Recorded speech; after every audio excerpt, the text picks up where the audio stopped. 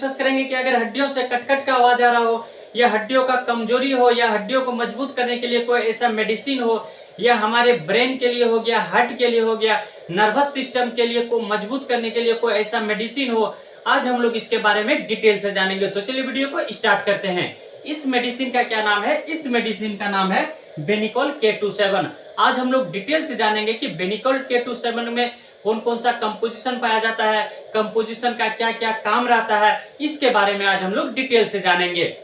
सबसे पहले इसमें क्या क्या कंपोजिशन पाया जाता है? इसमें जो है कैल्सिट्रोल का मात्रा पाया जाता है, कैल्शियम कार्बोनेट का मात्रा पाया जाता है, विटामिन K27 का मात्रा पाया जाता है, जिंक का मात्रा पाया जाता है, साइनोकाल्बिन का मात्रा पाया जाता है, इसके बाद बोरन का मात्रा पाया जाता है, सॉफ्ट जेलेटिन का मात्रा पाया जाता है। ये सब जो है मात्रा पाया जाता है।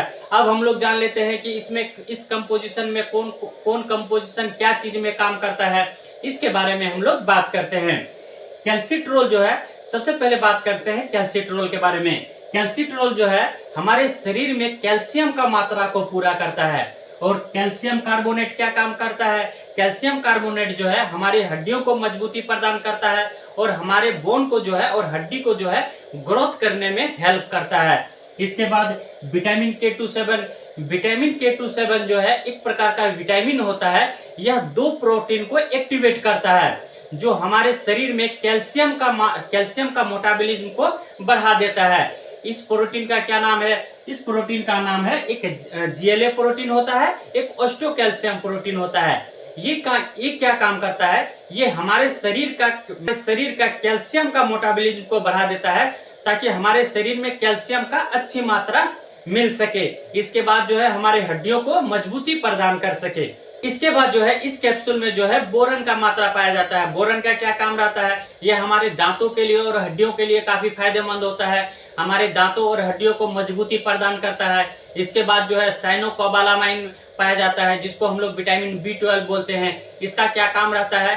यह जो है हमारे नर्वस सिस्टम को मजबूत करता है और हमारे न्यूरॉन के लिए काफी फायदेमंद होता है।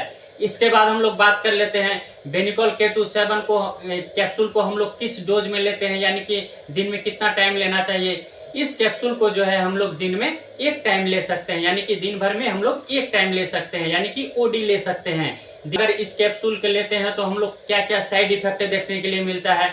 इसका जो है कुछ साइड इफेक्ट होता है। तो इसका सबसे पहले एनोरेक्सिया, जब इस कैप्सूल को हम लोग खाते हैं तो कभी कभी भूख का कमी होने लगता है। इसके बाद जो है नाउजिया एंड वोमिटिंग, यानी कि कभी कभी उल्टी जैसा मन करने लगता है। इसके बाद जो है सर थोड़ा भारी जैसा लगने लगता है, पेट में गैस बनने लगता है। ये सब कुछ साइड इफेक्ट देखने के लिए मिलता है।